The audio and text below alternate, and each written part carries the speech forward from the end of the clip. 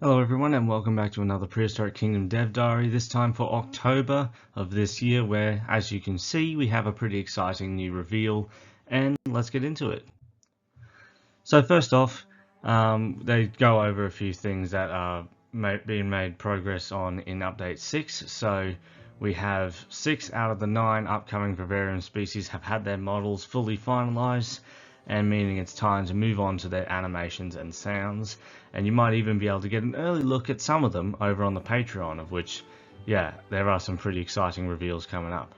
So the original duo, the Archaeopteryx and Microraptor, have seen some adjustments too. While both have received a new rig and updated proportions, the Micro in particular has been given updated textures to truly make it pop.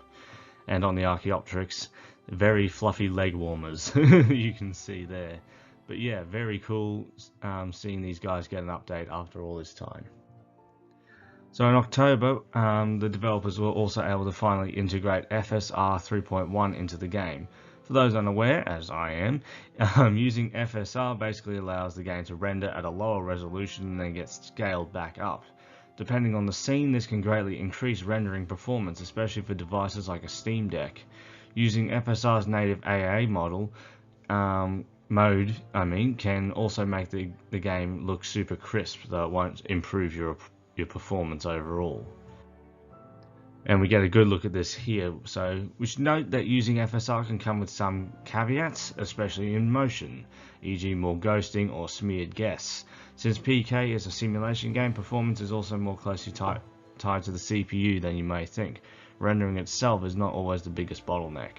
Regardless, we hope the integration of FSR will help a number of players run the game better than before once Update 16 releases. There will be various levels of quality to choose from: native AA, ultra quality, quality, balanced, performance, ultra performance, as well as regular anti-aliasing options. Yeah, it's been a long morning. You can get a broad sense of how the quality levels compare with this image of a Sinotherium. So here we have SSR native AA, FSR ultra quality, FSR balanced, and FSR ultra performance. Beyond this, the teams developed the first functional prototypes for the Ferris wheel and panoramic tower rides coming soon. We're using placeholder art at the moment, but visitors are able to properly board the rides and disembark when finished. Without a cashier, a ride cannot operate. These landmark-style attractions have been notably absent in the zoo sim space, so we're super excited to finally bring them to the community. After all, who wouldn't want to see across a dinosaur park? Coming soon to a park near you is the terrifying, massive-jawed, tiny Simosuchus? This adorable pug-nosed crocodile was originally found in the late Cretaceous floodplains of Madagascar, sharing a formation with popular dinosaurs like the mighty Majungasaurus. And we do also have a brief look at it in-game. And also here you can see a nice still of the Simosuchus, where you can see a lot of the details, all the osteoderms and scutes, all lining up pretty perfectly with how we understand the animals look. And for those who don't know, Simosuchus was actually a herbivore, is thought to have been a herbivore due to its very oddly shaped teeth. And yeah, it would have been one of the only herbivorous crocodiliforms that we know of. And yeah, it was about pug size, so pug-nosed crocodile doesn't just apply to the shape of the snout, it also applies just to how small it is. But it's certainly a species that's gained popularity over recent years just because of that title. Over the last month, we've managed to add leaping and flying to the Vivarium Locomotion. Perhaps surprisingly, one of these new features can be seen with the Compsognathus. By adding enrichment to their habitat, your compies can see the world from a whole new perspective, jumping up onto logs or basking rocks. All of this is still very much work in progress, so please keep that in mind. Of course, aerial species like Archaeopteryx can also leap, fly, or walk around their enclosure. Just like the compy, enabling enrichment such as climbing structures or forage boxes will give your birdies plenty of destinations. Flight as well as their pathing will be smoothed out in the final version. Using a new water rendering system, vivariums will be able to generate their own water volumes on demand. It's fast, efficient, and makes your amphibious habitats look that much more beautiful, and I cannot agree more. Like, that is stunning water. Like, you can even see just the reflections of the light on the bottom of the water. I really hope Planet Zoo 2's water would look somewhat like this, because this just looks fantastic.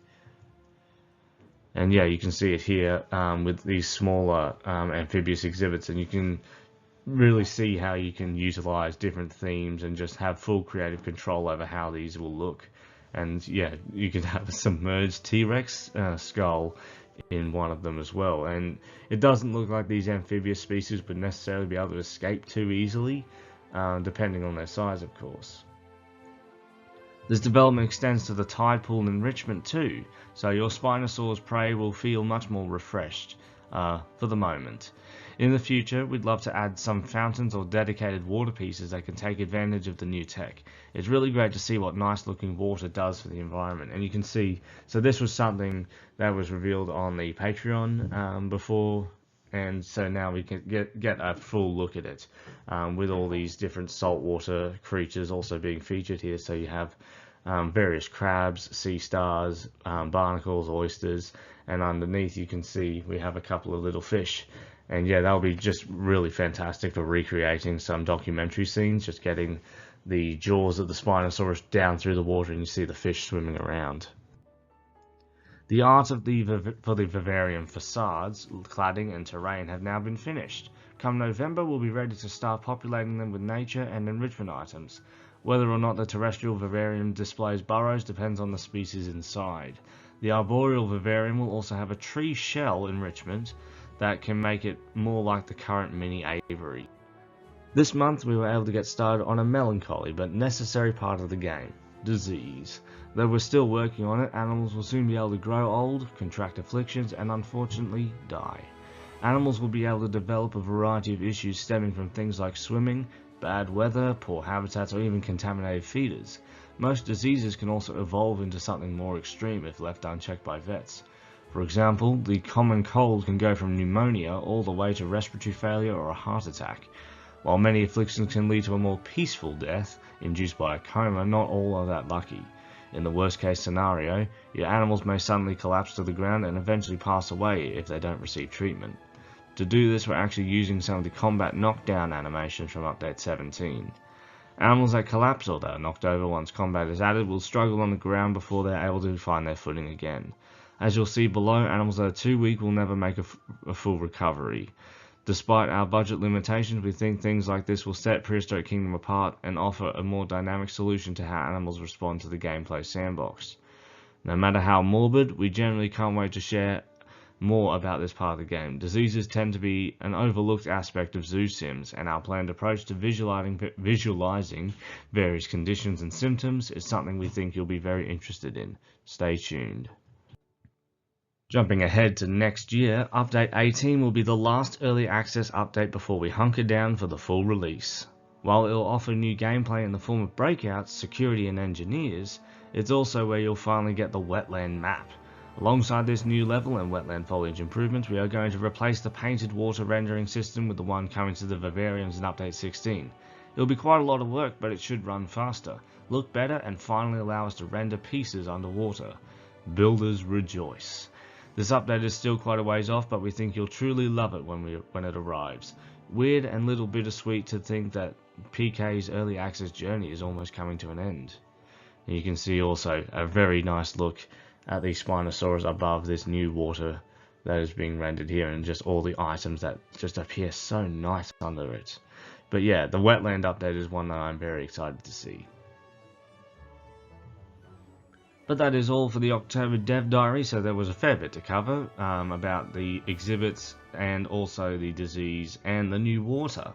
But yeah, lots of things to really look forward to. I'm really excited to see the other species that are going to be revealed for the vivariums, because there are a few that I have seen over on the Patreon that I think will get a few people excited. And so yeah, we'll have to wait and see for them to be fully revealed. But as for now, I hope you enjoyed this video. Leave a like if you enjoyed it, and I'll see you all in the next one.